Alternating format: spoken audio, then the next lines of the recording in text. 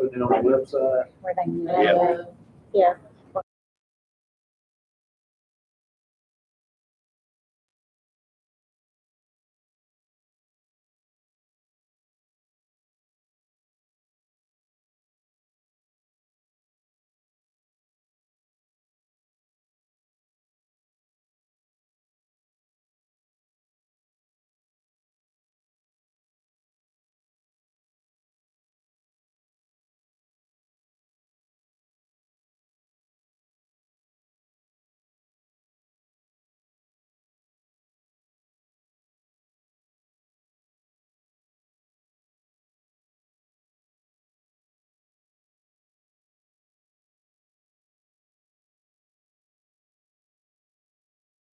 Okay, let's call this meeting to order.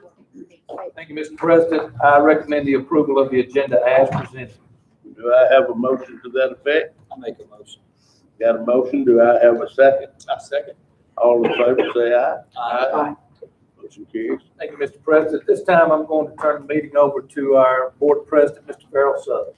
Okay, at this time, I will entertain a motion to designate Lanier, Ford, Shaver, and Payne P6 as our superintendent search coordinator. Do I have a motion to that effect? I'll make a motion that we designate Lanier Ford as our search coordinator for the superintendent position. Okay, do I have a second? I will second that motion. All in favor, say aye. Aye. Motion carries. Mr. President, and Mr. Farrell Sutherland, move on to item 2. All right. Taylor, you ready for your presentation? I am. And my name is Taylor Brooks, for anybody that know me, and I'm an attorney at Lanier Ford. And I appreciate the opportunity so I can help with the superintendent search. And of course, I've appreciated working with Brian all these years. He's such a fantastic superintendent. He's done a great job. Yeah. As superintendent, and it's really been great to work with Brian. I hated that he's leaving. Not as bad as we. Okay.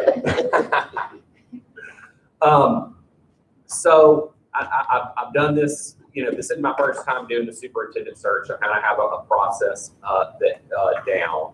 Of course, the first step in the process is tonight. The statute requires that you guys have a meeting, and that in the meeting that you approve a process and a timeline to go forward with the superintendent search. It requires that 90 days after there's a vacancy.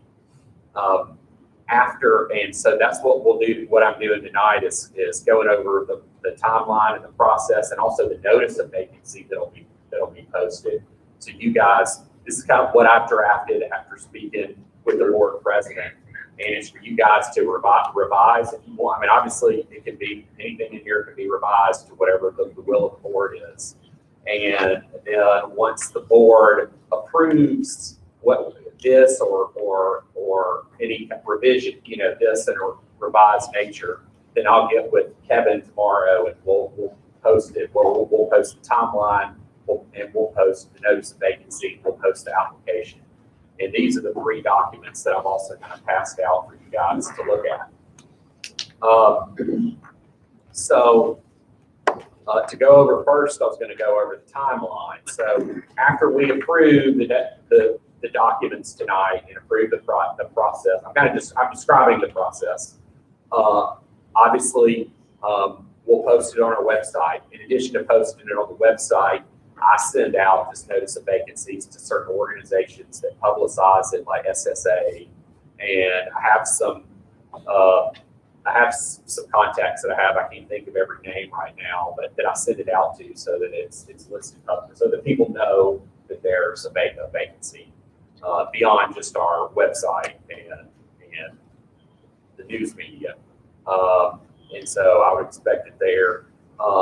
The applications would be, we encourage but don't require electronic applications. There's an electronic fill-in PDF in there, and then you can see it's a 3rd document in there. It has certain questions for them to answer, and they will. And it also includes having them provide references and transcripts, etc. And then they'll email it to me, and we'll keep those and we'll review to make sure, really I'll review it to make sure that the requirements of the position that you guys, that are in the law and your requirements that we approved in the notice of vacancy are met. And if there's anybody that doesn't meet the requirements, then then I'll let you guys know. But otherwise, basically, I'm going to, and through the period of February 28th through March 30th, I'll just be keeping, probably organizing these files that are sent to me. In the past, many times I get questions, a lot of times by email, since I'm the contact person. Who knows what the question will be, but whatever question, I'll answer or find out the information. I'll kind of serve as a contact to answer questions, receive the applications. And once the period closes under the timeline that I've proposed here on March 30th. And so once March 30th comes around, there's a period from March 30th to April 7th where it would be time for you guys to review all the applications that have come in. And one of the ways I think that I just discussed with Kevin was you guys already have some type of a drive that you have access to. Maybe we can get those applications on that drive so that you guys can go through that you're already used to using. Sure. And that you guys can, I can make sure and get those on there and get them electronically so you guys can review those applications. You have a question? Yes, are you going to go through and look at the ones that do not meet the minimum qualifications and weed those out, or will you be doing that also?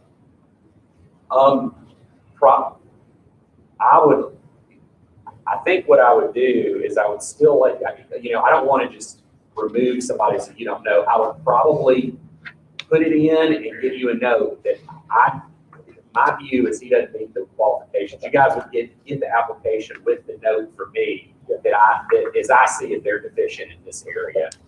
We can still get it. So. Correct, because I want you guys to, you guys are making the decision, so I want you guys to get all the information possible. I don't want to withhold anything from you. Sure. So that's how I would propose to do it. So from the period of March 30th through April 7th is when you guys would have an opportunity to review. And then my proposal is this, and obviously it's up to you guys, but I'll make a proposal. You guys can revise it to do it the way you want it. My thought was you guys give each separately. Contact me or I contact you and you give me your top 3 candidates and rank up 1, 2, 3. And then I take what everybody individually gives me and tabulate it based on, I'll give each first place will get 3 points, 2 points, 1 point. And I'll come up with 3 candidates that have the most points based on your individual communication to me on how you rank the 3 candidates. And the top 3 would be the 3 finalists. If the last time I did this, there was a tie in the final position, so I had to come back and ask people to if I do that, I'll let you know. Hopefully that won't happen again. But then, so once we've narrowed it to 3, once I know who the 3 are, then there's a period here where, and I've set a whole week aside. Obviously, there's just 3 people, and that's because you never know how people's schedules will work. So even though there's 3, it gives us 7 days to work with y'all's schedule, because we have to meet y'all's schedule for an interview and the schedules of the 3 people who are interviewing. Find 3 days, or if you wanted to do them all in 1 day, however you guys wanted to do that. But I would contact them, kind of logistically set up, when they're going to interview based on, I guess, get feedback from you about your availability. And once we have those 3 set, and of course we announce the interviews publicly in the times, because of course they would be meetings, they would be public notice through the media, like anything was of them. So there would be a release of who the 3 were and when they were interviewing before the board, so that everybody would have a chance to come hear the interviews. after you guys would come up with questions. I don't have questions, although I could have them, but other times I've done it, the board members have just wanted to come up with their own questions. After that happened, you have the interviews, and then you guys have, as I understand it, a regularly called meeting on, like your regular monthly meeting is on April 20th.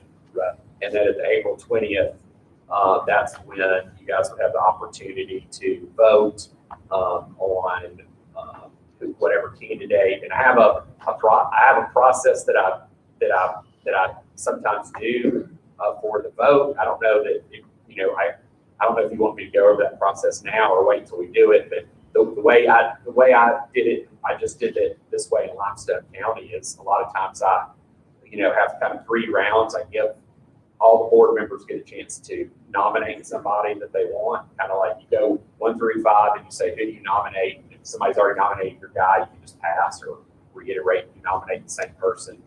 Then kind of after everybody's had a chance to nominate, let all the board members have comments about who they support and why. And then after all the board members have had a chance to comment, then the third part of that would be entertaining motions to select the superintendent. And then the first one to get a motion, a second, 3 votes would be selected. You would go forward after. And once somebody got 3 votes, the process would be over. And then the next step in that process would be that I would work with you guys to get together a contract with the new superintendent candidate. Okay, so that's kind of the timeline that I had. Anybody have any questions so far about that process? Okay. So the next document in there is the notice of vacancy. This is the kind of the notice that would be posted on the website. It's the notice that would be sent publicly, like the SSA or whoever. As you can see, there's a job description, there's required qualifications, and the qualifications here: fitness and character for the position, a degree from a 4-year university, certification or eligibility for certification in administration, and recognized ability as a school administrator, a minimum of 5 years successful experience in and general knowledge of public school administration. So that can be really any level of administration. It can be central office, it can be principal, really assistant principal. It's pretty broad. I think pretty broad eligibility. But it would require 5 years of experience as an administrator. But that's up to you guys. If you guys want to change that, you can. And any other minimum qualifications would be they're established by statute and State Board of Education. And the expected date to begin would be July 1st, 2020. And the salary range, and obviously that would be negotiated after, but the salary range that I currently have on here is between $130,000 and $145,000. And then it further tells that the application information is going to be available on your website here. And it also, I'm setting up a special email in our email system at work in the Lanier Forward server. It's going to be muscleshoals.superintendent@LanierForward, where people can email the applications to. Also, if you look on the second page, have where they could, if they don't want to electronically send it, they can mail it to me as well. The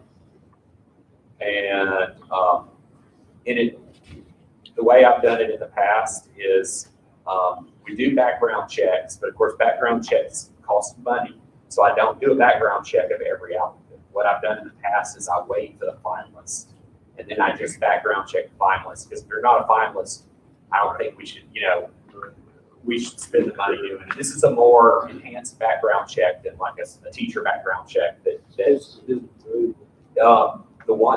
group I was going to use was the Moses group, which is Cecil Moses, who used to be the police chief in the city of Madison.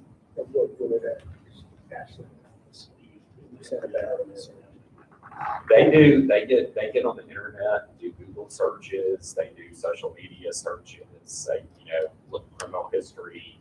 It's just a more, I don't know that I recall exactly what they did. It's just more than just what background checks you do, but the state does. It's a more, because of the importance of the position of superintendent, it's a more thorough background check.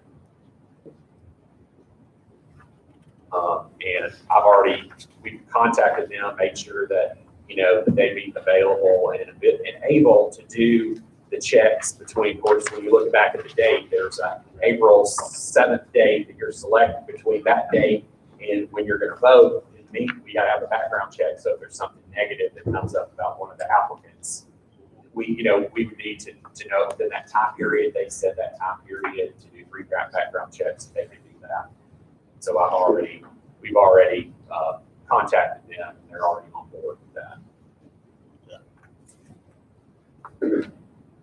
I probably am going to, before I send this to Kevin tomorrow, I'm going to revise the background check section to specifically put probably the Moses group in that because they're consenting to this background check. So I'm going to put the specific probably group in there because that probably will be one revision that I'll do to this, to the posting.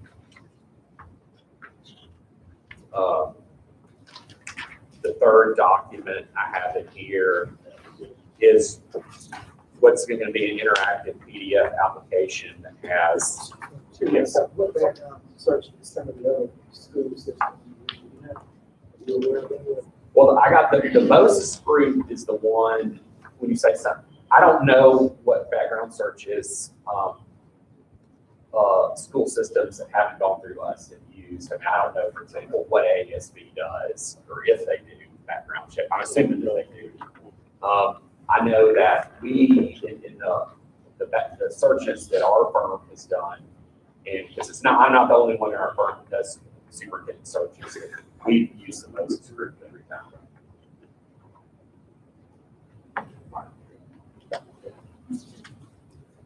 The final document in there is the application, and it has information, education, employment history, certain questions asked about background, about things that we would want to know, and a chance, and after that, a chance where you can describe your qualifications in several leadership areas. So when you start on page 3 and 4, give the people a chance to kind of brag on themselves about how,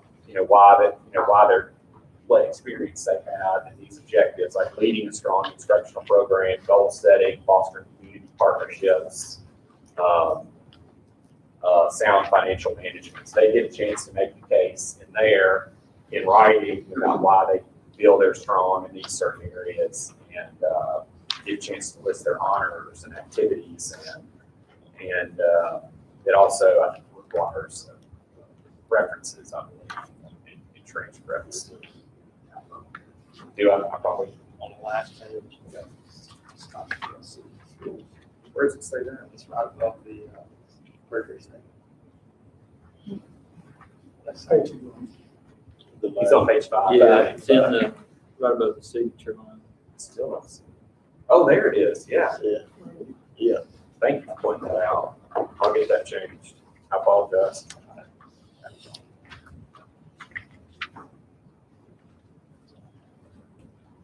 Yeah, and I didn't reinvent the wheel when I do some of this stuff. I have this forms I have to use for other school system searches. So that's basically what I described would be the timeline, the process that we would use in the application. And of course, in guiding me in developing this process, of course, is Alabama Code 16-12-1, which is the statute which governs appointment of city superintendents, in which, and that statute requires the notice of vacancy be posted. It requires you to have a meeting to have a process and timeline, And it requires, the statute requires that the notice be posted at a conspicuous place at each school campus and work site at least 30 calendar days before the position is to be filled. And it says it shall remain posted until the position is filled. And it has certain areas that have to be in the job notice that we put in there, job description, required qualifications, salary range, etc. Deadlines. All these statutory requirements are in the notice of vacancy.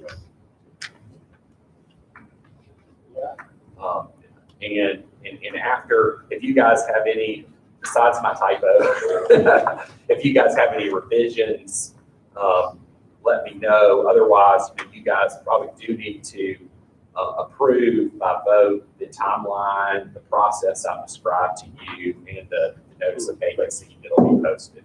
We'll take care of that. Do we have any other questions? Is everybody fine with that? Okay, at this time, I will consider a motion to approve the proposed superintendent selection process and timeline and notice of vacancy.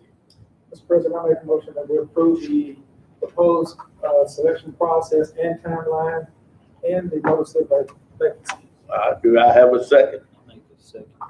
We got a motion and a second. All in favor, say aye. Aye. Motion carries. All right. Ryan, at this time, I'm gonna ask for a motion for adjournment. Mr. President, I make a motion that we adjourn. Do I have a second? I second. All in favor, say aye. Aye. Then this meeting is closed. Thank you, Mr. President. No superintendent report. I didn't really do anything.